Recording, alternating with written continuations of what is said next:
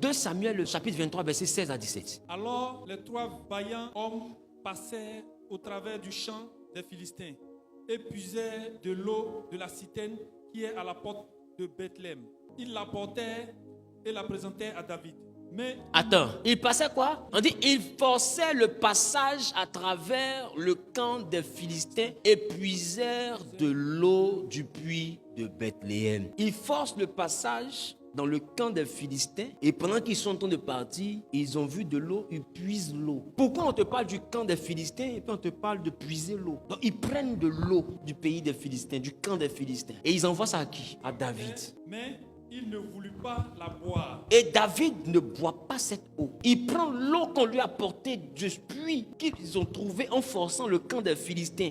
Qu'est-ce que David fait? Et il la répandit devant l'Éternel. David l'a répandue devant l'Éternel. Quand il répand devant l'Éternel, c'est pas dire qu'il a versé. Voilà le thème que Louis II utilise. Il en fit une libation à l'Éternel. Donc David prend l'eau du puits et il fait une libation. Une libation, c'est pas seulement verser. Une libation, c'est verser en parlant. Mais toi, on t'envoie l'eau. Pourquoi tu prends l'eau là pour verser? Dans David, on dit il l'a répandue devant l'Éternel. C'est-à-dire que quand on parle souvent de répandre là, dans la Bible, là, on parle de libation. Quel est le mystère que David détenait? Et il prend l'eau pour faire une libation. On a vu Jacob qui a pris l'huile pour faire une libation. On a vu Moïse à qui Dieu demande de prendre du vin pour faire une libation. Ça fait combien de choses? Ça fait 3. Poursuis jusqu'au verset 17. Il dit, loin de moi. Attends. On dit, il répond, je vous ai dit quoi? Libation égale verser et parler. Donc quand il répond, automatiquement, il y a une prière qui arrive. Et regarde ce qu'il dit. Il dit, loin de moi. Loin de moi. Oui. La pensée de faire cela. Boirai-je le sang de ces hommes qui sont allés au péril de leur vie et ils ne voulurent pas la boire. Voilà ce que fit. Attends. De l'eau,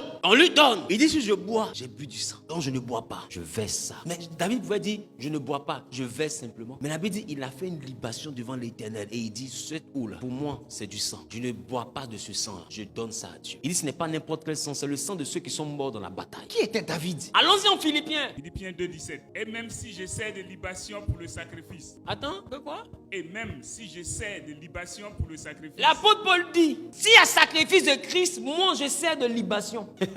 Donc l'apôtre Paul est en train de te faire comprendre qu'il y a le sacrifice comme pour Moïse. Et puis il y a la libation qui accompagne le sacrifice. Il dit, lui il se porte volontaire pour être lui-même la libation. Maintenant toi tu prends le sacrifice et tu ne définis pas la libation. Si tu as le sacrifice, où est la libation qui accompagne le sacrifice? Paul dit, moi-même je me donne comme la libation. Est-ce que quelqu'un comprend ce que je dis? Toi, le sacrifice est là. Où est la libation? L'enfant d'Abraham a dit, papa, il y a le couteau, il y a le bois, il y a le feu. Où est l'animal? Toi, tu as le sacrifice. Où est la libation? Paul dit, moi, je me définis moi-même. Et plus tard, il va dire, je vous exhorte donc, frères, à offrir votre corps comme un sacrifice vivant. Ce qui sera de votre part un culte raisonnable. Mais est-ce que ton corps peut être le sacrifice? Il y a le sacrifice, qui est le sacrifice de Christ. Lui, il annule quoi? Il annule la libation de sang. Et puis, il y a le deuxième sacrifice, qui est le sacrifice de vin. Et Paul dit, pour la libation, là, je me donne moi-même. Maintenant, toi, tu utilises le sacrifice de Christ, on est d'accord. Mais la libation, tu as présenté quoi?